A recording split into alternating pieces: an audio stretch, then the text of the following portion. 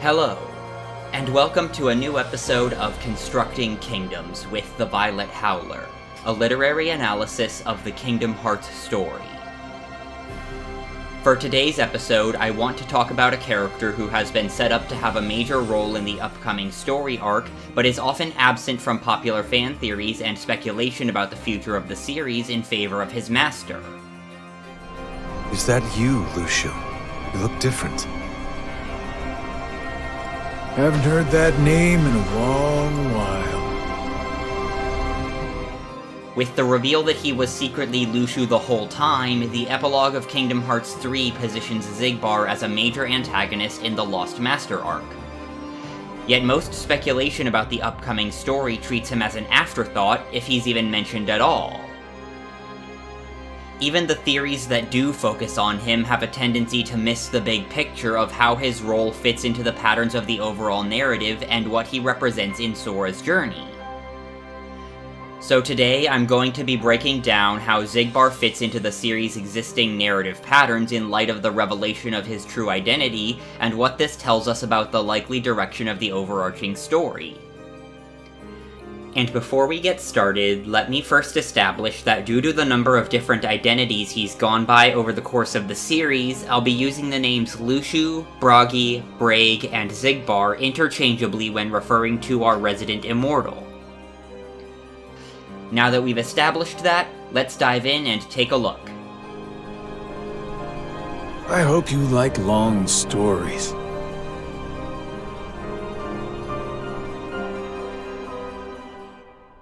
When you look only at the hard facts of Xigbar's presence in the games, he doesn't actually do all that much in his first few appearances before we get the reveal of his true identity. Aside from cryptic comments meant to tease characters and players alike about the secrets that he's privy to, Xigbar in Kingdom Hearts 2 and 358 Days is really just another cool design in the larger ensemble of Organization 13. Outside of group meetings where the organization discusses their shared goals, his most significant scenes in Kingdom Hearts 2 are mocking Sora in Hollow Bastion while dropping hints about Roxas, a seemingly random moment where he gets mistaken for Riku in the Land of Dragons, and some brief monologuing before his boss fight and subsequent death in the World That Never Was. While Ansem's reports in the game paint him as a founding member of the organization and one of the apprentices who betrayed their king, none of these are followed up on in the game itself. Instead, Xemnas is the only organization founder whose relationship with their former teacher is given focus in the game's main plot. Even when 358 Days gave the organization greater focus, Xigbar was still largely a side character whose most prominent scenes consisted of him either making snarky comments hinting that he knows more than he's letting on, or providing exposition to Roxas about life as a nobody. Birth by Sleep is when he truly began to take a larger role, where we found out that Braig was involved in Xehanort's plans for the Keyblade and Kingdom Hearts before Xehanort even became Ansem's apprentice in the first place. But despite being more actively involved in the plot, he's not treated as anything more than a glorified mercenary that Xehanort hired to do some grunt work. It's only in the secret ending of the prequel title that we begin to glimpse the scope of Braig's influence on the series. Blank Points opens with Terra and Xehanort conversing in a shared mindscape reflecting their battle of wills for control over Terra's body. At the end of their discussion, Xehanort reveals that possessing Terra's body was just one of many roads that he could have taken, indicating that he had planned multiple contingencies in the event that he failed to achieve any of his goals in the game. The secret ending then transitions to Braig approaching Terranort in Radiant Garden and interrogating him to determine if he truly has lost his memories. After confirming that Ansem's newest apprentice genuinely has amnesia, Braig goes out of his way to position himself as a friend and ally, suggesting that much of Xehanort's future actions were the result of Xigbar influencing him to follow those pre-planned contingencies. Dream Drop Distance then reduces Braig back to the role of just another minion, with his only major scenes in the game simply having him be a mouthpiece to provide exposition about Xehanort's plans. He didn't appear in the original Recoded, but then the cutscene movie released with the 2.5 HD remix compilation added a new post-credit scene where he talks to young Xehanort prior to the beginning of Dream Drop Distance about Master Xehanort's goals and Keyblade. When young Xehanort states that the Keyblade his future self wields is the oldest in existence, the camera conspicuously focuses on Braig's face, implying some sort of personal connection to what young Xehanort is talking about. Then in Kingdom Hearts 3, his most prominent appearances prior to being fought in the Skein of Severance involve him once again showing up to taunt the heroes and leave cryptic remarks that indicate he knows more than he's letting on before leaving without a fight. Other members of the organization mention that Xigbar has them looking for the same black box from the Age of Fairy Tales that Maleficent is searching for. But unlike the Mistress of All Evil, his interest in it is not explained to the audience. After being defeated, Xigbar makes another cryptic comment about his worthiness to wield a Keyblade before seemingly killing himself by deliberately falling off the top of some ancient ruins. Meanwhile, in the years before Kingdom Hearts 3 came out, Kingdom Hearts Key and the cutscene movie back cover introduce audiences to Luxu, the original wielder of Xehanort's Keyblade and one of the earliest known Keyblade masters in the setting, whose face is kept hidden by the black coat that will one day serve as the uniform of Organization 13. Luxu is given the task of watching the events of the Keyblade War unfold from the sidelines, and passing his Keyblade down to future generations, so that the eye and the tip of the weapon can record the events of the future for his master to write down in the Book of Prophecies in the past. On top of that, he is charged with protecting the black box that Xigbar and Maleficent are both searching for, which the Master of Masters has forbidden him from ever opening. When the end credits of Kingdom Hearts 3 finish, Luxu appears in the Keyblade graveyard with the black box in tow after all the heroes have gone home, and recovers his Keyblade following Xehanort's death. Luxu summons the rest of his master's students to the present day from the Age of Fairy Tales, and after confirming his identity, takes off his hood to reveal the face of Xigbar. And the game's final secret reports indicate that he was manipulating Xehanort the entire time in order to keep a close eye on his Keyblade, and finally complete the assignment his master gave him. Then in the finale of Union Cross, we learn that back in the Age of Fairy Tales, Luxu did something that led to Brain ending up in Scala ad Caelum hundreds of years in the future, and being set up as a major character in Missing Link. And in Dark Road, we learn that Luxu had hidden among Xehanort's classmates as Bragi, yet chose to walk away rather than fight when he learned that Baldur had fallen under the influence of darkness, leaving Baldur free to go on killing people until Xehanort and Ericus finally stopped him. Which ultimately served as a catalyst for the growth of Xehanort's obsession with balancing the universe that motivated his actions throughout all the games of the Dark Seeker saga. When you lay it all out in the order the games were released, Xigbar doesn't really do all that much that players can see until we get to the reveal of his true identity.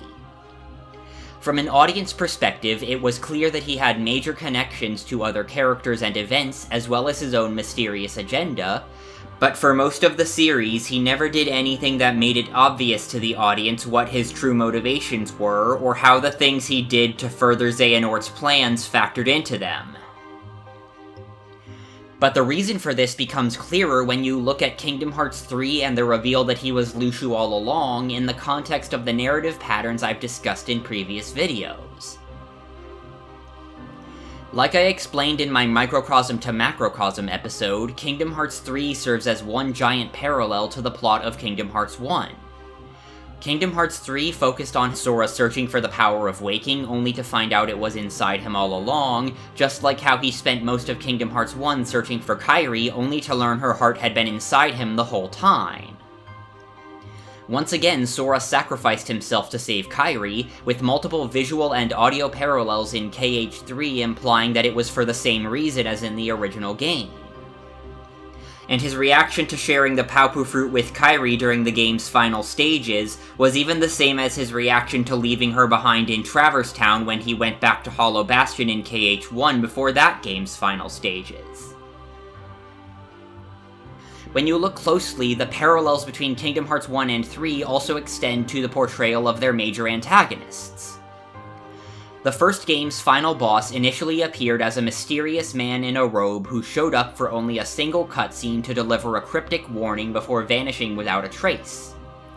Meanwhile, Maleficent was the main threat our heroes were focused on confronting as they journeyed through all the Disney worlds. As she pursued her quest for domination of the universe, she utilized the research notes of the missing king Ansem to create armies of Heartless and locate each world's keyhole. But as the heroes stormed her strongholds, the mysterious robed man suddenly reappeared and tricked Riku into letting the man possess him. Then, in Riku's body, the man stabbed Maleficent to amplify her darkness in her desperate last fight, and following her defeat, dismissively commented on how she was just a puppet all along. Once Maleficent was gone, the robed man revealed himself as Ansem, at which point the focus of the game shifted towards stopping him as he took Maleficent's place as the biggest threat to the universe. By the start of Kingdom Hearts 3, Xehanort had been built up over the course of the series as the ultimate threat our heroes needed to face. In pursuing his goals, he wielded a Keyblade that once belonged to Lushu, a Keyblade master from ancient times who was tasked with watching over the events of the Keyblade War and all that came after. Then, following Xehanort's defeat, we learned that his enigmatic henchman was secretly Lushu the entire time, and had been using Xehanort in order to achieve his goals, with the epilogue of Kingdom Hearts 3 setting him up as the next major threat for the heroes to face. And the parallels between Xigbar and Ansem become even clearer when you take into account the games that came out after Kingdom Hearts 1. Such as the fact that Kingdom Hearts 2 reveals that the person who was introduced to us as Ansem had stolen the missing king's identity and was actually someone completely different than who we thought he was. Just like how the epilogue of Kingdom Hearts 3 reveals that Xigbar was also someone completely different than who he was introduced to us as. Or the fact that the Master of Masters refers to Lushu as the traitor, just like how the real Ansem's conflict with the apprentices who betrayed him is focused primarily on Xehanort. The Master of Masters even has 6 apprentices just like Ansem the Wise did, and following the announcement of Kingdom Hearts 4, series creator Tetsuya Nomura compared the Lost Masters to Organization 13, which takes the parallels another step further. Because just like how Xehanort was the leader of the organization as Xemnas, the Kingdom Hearts 3 epilogue indicates that Lushu is going to be the main driving force behind the Lost Master's actions over the course of the next arc. He's the one who summons the Foretellers to the Keyblade Graveyard at the start of the epilogue, and takes responsibility for getting them all caught up to speed on what they've missed. And when Ericus sets up his board game at the end of the epilogue with 7 black pieces depicting the symbols of the Master and his 6 apprentices, the symbol of Lushu's Keyblade is placed in the exact center of the formation. Meanwhile, the symbol on the cover of the Book of Prophecies, representing the Master, the only one in the group who does not have their own Keyblade or animal motif, is placed off to the side. Which brings to mind how Xehanort and the other founding members of the organization kept going with the experiments on the heart that Ansem had begun, even after Ansem himself thought they had finally gone too far. Given what I said in my last episode about how stories of generational trauma typically end, these parallels imply that the Master of Masters will be persuaded to abandon his crusade against darkness, while Lushu will try to keep going with the original plan. Especially given the countless examples in fiction of villains being usurped by their underlings. Because for someone who has dedicated his entire life to a single goal, and sacrificed so much in the name of the greater good, being told that the grand plan their actions were in service of has been called off would almost certainly be perceived as a slap in the face. The last thing that Lushu has in common with Xehanort is that both of them serve as foils to at least one of our main protagonists. Xehanort wanted to leave Destiny Islands and experience what lay beyond his small, isolated home, just like Riku did in the first game. Both of them grew up knowing that they were special, with Riku having been chosen by Terra as a future Keyblade wielder, while the player character from Union Cross raised Xehanort to believe that he was the Child of Destiny written about in the Book of Prophecies. Both Riku and Xehanort immersed themselves in darkness during their pursuit of their own desires, but while Riku was able to stop himself from going too far, Xehanort kept going no matter what and could not be swayed from his course until it was already too late.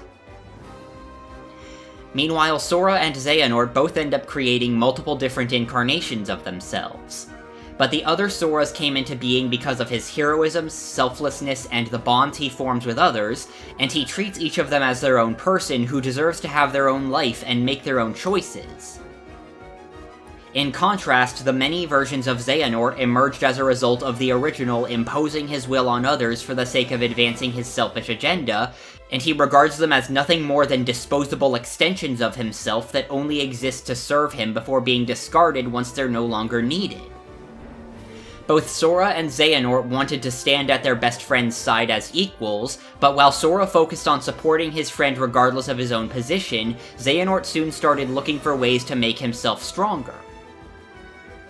Dark Road even reveals that Xehanort has similar empathic abilities that Sora demonstrates in earlier titles that allow them both to feel the emotions in other people's hearts. An ability which Riku also demonstrates on a couple of occasions when it comes to Sora's emotions in particular.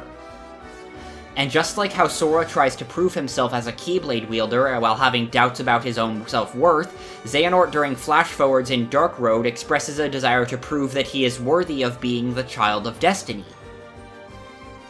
Meanwhile, though we know very little of Lushu's past, the similarities he has with Riku and Sora are clear as day once you know where to look. Despite not being the Master of Masters' only apprentice, Lushu is framed as someone separate from the other foretellers and placed on a completely different level. Envy in back cover talks about how the thought of maintaining their unions without either the Master or Lushu unnerves her, indicating that Lushu's position prior to his departure was so critical that the foretellers couldn't conceive of how to go on without him. His task that the Master gave him is the whole reason that their Book of Prophecy even exists in the first place, and he's the only apprentice allowed to know even a fraction of the Master's true plans and intentions. To the point where Gula says that Lushu is the only person who might know where the Master disappeared to. And Lushu's behavior across the series indicates that he's fully aware of his own importance. Contrasting his more casual and open demeanor when interacting with his master, Lushu is deliberately vague and cryptic when interacting with his fellow apprentices because he knows that he has special knowledge that the master entrusted to him alone. When Ava confronts him in Daybreak Town just before the Keyblade War begins, Lushu acts nonchalant and detached from the situation in comparison to Ava's more emotional and reactive demeanor, treating her desire to avoid the impending destruction as unimportant and irrelevant to the larger plan, while emphasizing how much more he knows than she and the others. And in Kingdom Hearts 3, when the other foretellers ask about the situation they're in, he's very laid back in comparison to their urgent desire for answers, and initially avoids giving clear, straightforward responses until Aced demands a more concrete explanation. Which all seems to indicate that not only is Lushu fully aware of how significant he is, but that he's also gotten a little cocky about it. Nothing any old about me.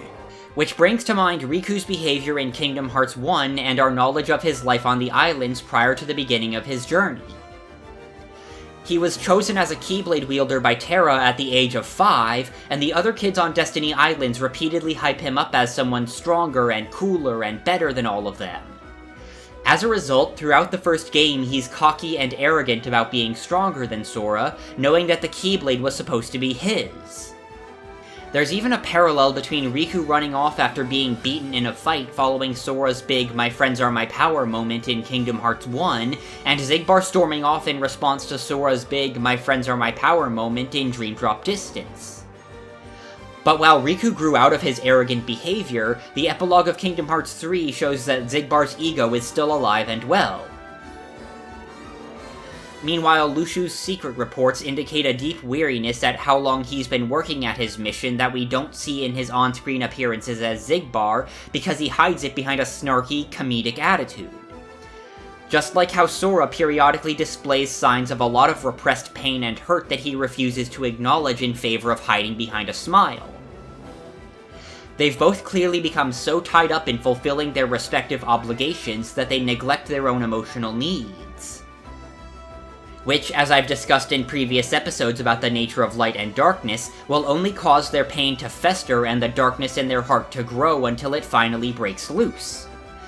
Much like in Turning Red, where decades of repressing her emotions resulted in Ming Li's panda transformation being the size of a building when she finally unleashed it in anger over her daughter standing up to her. So having this big, important role that he's defined himself by for centuries be rendered irrelevant would logically be just as devastating to Lushu, if not more, as losing everyone at the Keyblade Graveyard in KH3 was for Sora.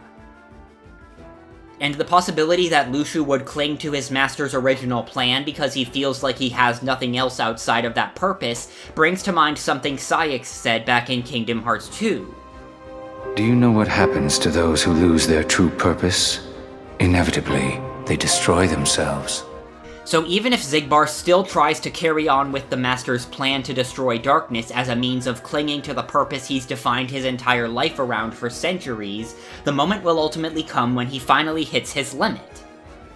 And given that summoning Kingdom Hearts is said by characters in Dark Road to result in the universe being purged, this suggests that when Lushu does finally hit his breaking point, it's likely that he'll try to summon Kingdom Hearts himself in order to do just that. Taking the burn it all down because nothing matters approach like Baldur did after the death of his sister in Dark Road, instead of, or possibly in addition to, the finish what my predecessor started angle. Which would further add to the message about the importance of stories that I talked about at the beginning of this season when you remember that the cosmic force of Kingdom Hearts represents the attachment that the creators and players feel towards the games themselves. Because by trying to destroy the very story he's part of, Lushu would symbolize the desire that some fans and creators have to discard stories they aren't satisfied with, whether it be a flawed early draft or a disappointing conclusion to a story they'd previously enjoyed. So with the next stage of the Kingdom Hearts narrative being set up as the part where Sora finally faces the issues he's been repressing, having Xigbar reach his breaking point and become the final boss of the series would present him as the ultimate reflection of what Sora could have become. Because when you look closely, their situations are fundamentally similar.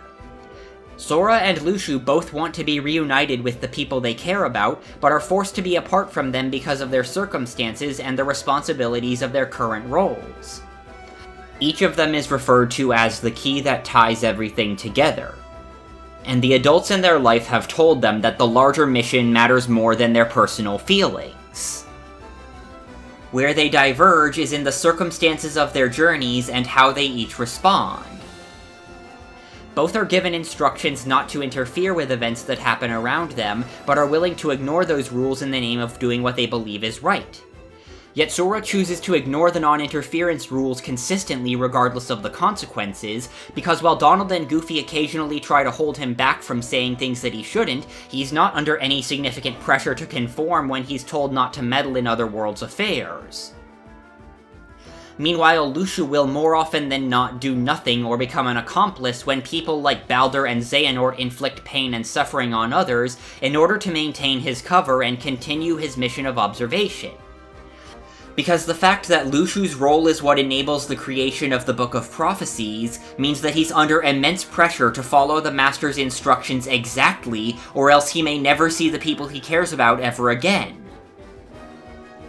Sora also values the new connections he makes with all the people he meets on his journey, and is almost always willing to give them his time and attention regardless of his current mission. Meanwhile, after so many centuries, Lushu doesn't exhibit any hesitation about severing all ties with the people around him in order to carry on his mission. And while Sora gets to travel with people who can provide guidance and at least try to help him deal with his emotional pain, Lushu is expected to go it alone. and as a consequence, he's had no support for his own issues and pain over hundreds and hundreds of years. When you look at all these parallels, it's crystal clear that while the Master of Masters was the one who set everything in motion, Lu Shu is going to end up being the true main antagonist of both the Lost Master arc and the series as a whole. Which makes perfect sense when you take into account the themes of generational trauma that I discussed in my previous video. Because when you look at the scope of his story and the consequences of his actions, Xigbar being given this isolating, demanding role by the Master in the name of the greater good chronologically marks the first repetition of that cycle. And with the emphasis on how Sora's mission is about helping people, thereby ending this repeating cycle of pain and suffering, it makes perfect sense for the remaining arc to have him face an antagonist who embodies what he'd look like if he continued the cycle instead. There is the possibility that the Master of Masters will turn out to be a foil of Sora and Riku, and him being the final boss of the series would be an equally appropriate fit for the narrative's overarching themes. However, Kingdom Hearts 3's macrocosm parallels to Kingdom Hearts 1 make a stronger case for Xigbar to be the last enemy that Sora and Riku have to face at the end of their journey.